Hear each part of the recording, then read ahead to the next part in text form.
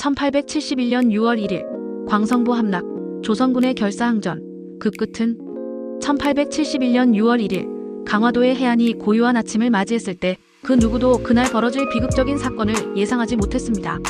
조선은 여전히 쇄국 정책을 고수하며 외국의 압박을 거부하고 있었고, 미국은 조선과의 통상 조약을 체결하기 위해 무력 사용을 결심하게 됩니다.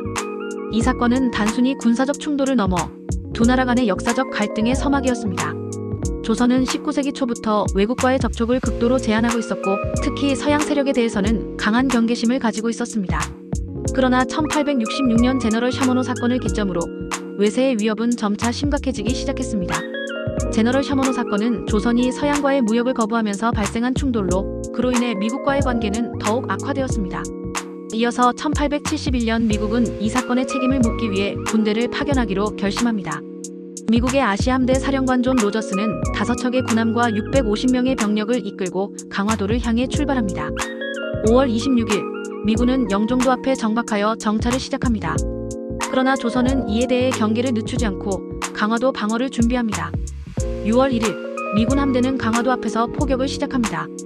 이 포격은 조선 측에 큰 충격을 주었고, 조선군은 광성보와 초지진을 방어하기 위해 준비를 시작합니다. 6월 10일 미군은 651명의 병력을 이끌고 강화도에 상륙합니다. 초지진을 지키던 조선군은 수적으로 열세였지만 끝까지 저항합니다. 백병전이 벌어졌고, 조선군은 미군의 포화 속에서도 결사적으로 싸웠습니다. 그러나 미군의 화력과 병력에 비해 조선군은 너무나도 열악한 환경에 놓여 있었습니다. 이 전투에서 조선군은 큰 피해를 입고 결국 패배하게 됩니다.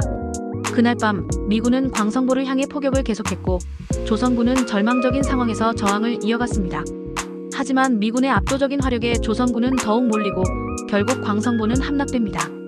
이 전투에서 조선군의 지휘관 어제연을 포함한 많은 군인들이 전사하게 되며 조선군의 패배는 더욱 확실해집니다. 이 전투는 단순히 군사적인 패배만이 아니라 조선의 존엄성을 지키려는 강력한 의지가 무너지는 순간이기도 했습니다. 미군은 광성보에서 승리한 뒤 조선 측의 강력한 저항에 대해 보복을 가하기로 결심합니다. 미군은 전투 후 광성보에서 조선군의 시신을 불태우고 관할을 불태우는 등 보복 행위를 자행합니다. 이로 인해 조선의 민심은 더욱 흉흉해지고 그들의 저항 의지는 더욱 강해집니다. 그 후 미군은 교섭을 시도했지만 조선 측은 이를 거부하고 강화도에 대한 방어를 계속해서 강화합니다. 미군은 결국 20일간의 교전을 마친 후 교섭을 시도하게 됩니다. 조선 정부는 이를 거부하며 완강한 입장을 고수하고 미군은 결국 철수하게 됩니다. 이 사건을 계기로 조선은 더욱 강한 쇄국 정책을 고수하며 외부의 압력에 대한 저항 의지를 다지게 됩니다. 동시에 미국은 이번 사건을 계기로 더욱 강력한 외교 정책을 펼치게 되며, 이 사건은 일본과의 관계에서 중요한 전환점을 맞이하게 됩니다. 구독과 좋아요는 영상을 제작하는 데 힘이 됩니다.